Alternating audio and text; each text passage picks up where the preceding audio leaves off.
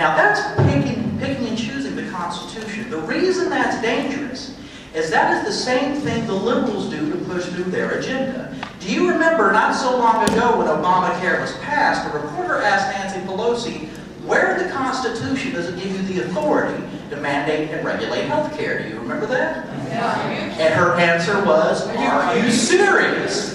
Well, yes, Mrs. Pelosi, we look at the Constitution, we're dead serious. The reporter asked again, she said, next question.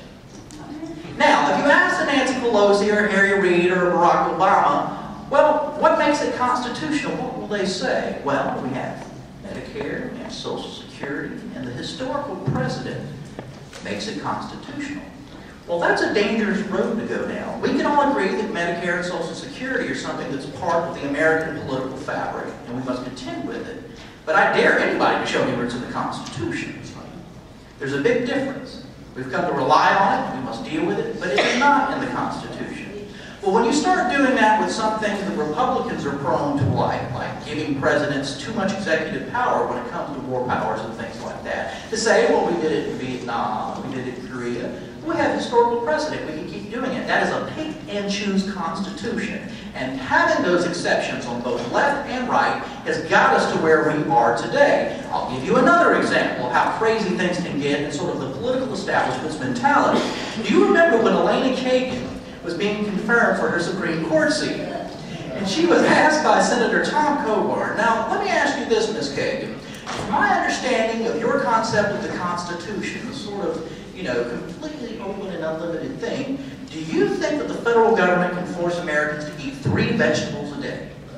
That sounds pretty crazy, right? Like, who would think that? And she sort of snickered or whatever, and he repeated the question, and she said, well, yes, the federal government, according to my understanding of the Constitution, has the power to make Americans eat 3 vegetables a day. Now, I ask you this. Do you think in your heart of hearts, I don't care if you're left, right, completely not, I don't care where you are on the political spectrum, do you think in your heart of hearts that the founders, that George Washington and Thomas Jefferson thought that we would one day have a federal government powerful enough to tell Americans they have to eat 3 vegetables a day? Does anybody think that? No. Does Nancy Pelosi think that in her heart of hearts, if she were honest? Absolutely not. That's just one more demonstration of how far we've got from the Constitution. Now, let's revisit what James Madison said about the Constitution and the way things are supposed to be. He said, Madison, quote, "The powers delegated by the proposed Constitution to the federal government are few and defined." Imagine that. Those which are to remain in the state governments are numerous and indefinite. The majority of the power resides with the states. I think that's something everybody in this room here can identify with. Said Madison, "The former will be exercised principally on external objects as war, peace, negotiation, and foreign commerce.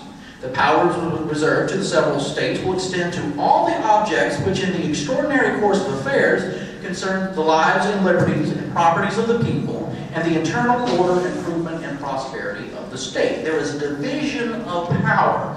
Thomas Jefferson considered the Constitution a compact among the states, and those powers given to the central government were limited and definite. Article 1, Section 8, something that more of our political readers should leave. Now, the problem we have today is not simply, as I've been saying, Republican and Democrat, or even liberal and conservative, because so many people who call themselves conservative are willing to make those constitutional exceptions that have got us into trouble, things they like. Nancy Pelosi thinks Obamacare is constitutional just because she likes Obamacare. Well, George W. Bush liked No Child Left Behind, but that doesn't mean that the federal government being in education is in any way constitutional. You can't have this pick and choose mentality. The line in American politics today is between people who think the government should be limited and those who think it is unlimited. And they exist in both parties and on both sides, and that is the real dividing line. And I have little question as to where most of the people in this room stand. What can we say to a federal government that's overstepped its constitutional bounds to the degree that it has? Well, we can say we'll elect better leaders and whatnot. Well, sometimes we get a few good ones in there, 1 out of 500 every once in a while. Or we can do something else. We can recognize that what Washington, D.C. is doing is not working. We can recognize that they're not listening to us. We can recognize that when we try to apply sanity to a screwed up situation up there in our central government, that they call us crazy, and we can quit worrying about it. We can just say no. We can say we're not going to do this anymore. And my good friend Tom Woods is going to get up here in a little bit and explain how we can do that through nullification. The time is now to do it. It's not crazy. It's not extreme. We should be able to say, hey, we are going to opt out of Obamacare. That's not going to work for us. Sorry.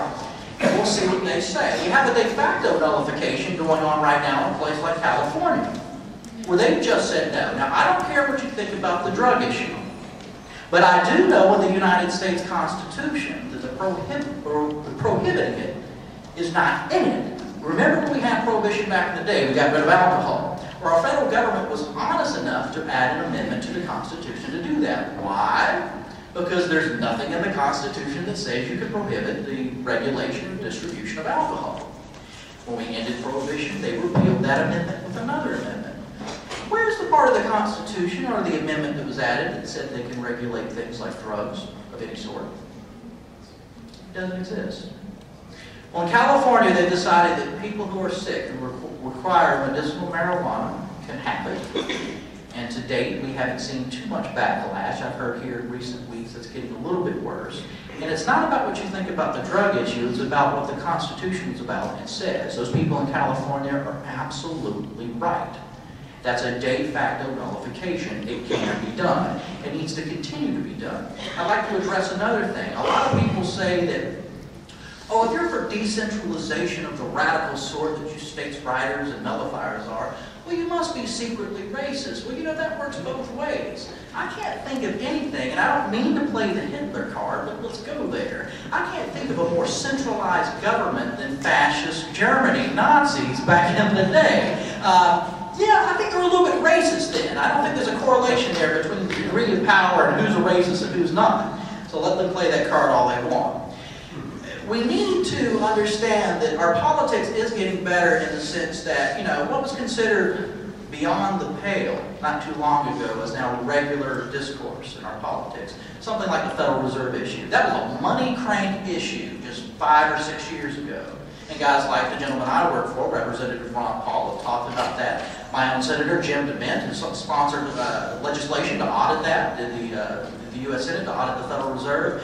When you have an institution like the Federal Reserve that can't find $9 trillion in off-sheet balances and throws up its hands and says, we don't know where it went, that's a problem. People are talking about that issue.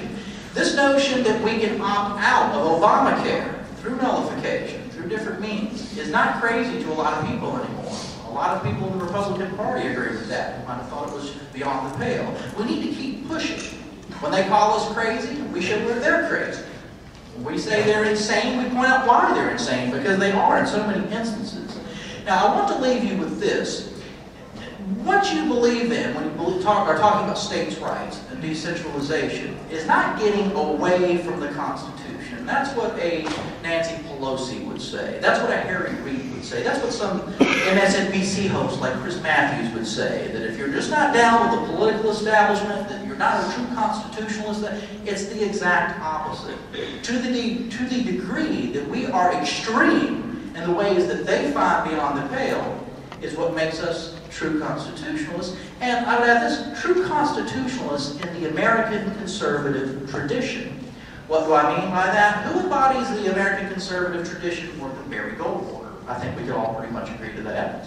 Well, I want to leave you with what Barry Goldwater said about what conservatism should be, what the Constitution should mean to every American. This is from his book, The Conscience of the Conservative in 1960, and see if you can identify with some of this. Said Goldwater, the turn will come when we entrust the conduct of our affairs to the men who understand that their first duty as public officials is to divest themselves of the power that they have been given. Imagine that. It will come when Americans in hundreds of communities throughout the nation decide to put the man in office who has pledged to enforce the Constitution and restore the Republic. Wow, that's a novel thought. Who will proclaim in a campaign speech, I have little interest in streamlining government or in making it more efficient, for I mean to reduce its size. Going backward. I do not undertake to promote welfare, for I propose to extend freedom. My aim is not to pass laws, but to repeal them. It is not to inaugurate new programs, but to cancel the old ones that do violence to the Constitution or that have failed in their purpose, or that impose on the people an unwarranted financial burden. I would dare say what we have now is an unwarranted financial burden. I will not attempt to discover whether legislation is needed before I have first determined whether it is constitutionally permissible. And if I should later be attacked for neglecting my constituents' interests, I shall reply that I was informed their main interest is liberty, and in that cause I'm doing the very best I can. Folks, that's the very best we all can do. And if the central government that's out of control in this country is not going to let us have our liberties and our power and run our own lives, then we can take it back. And I say we start doing it now. Thank you very much.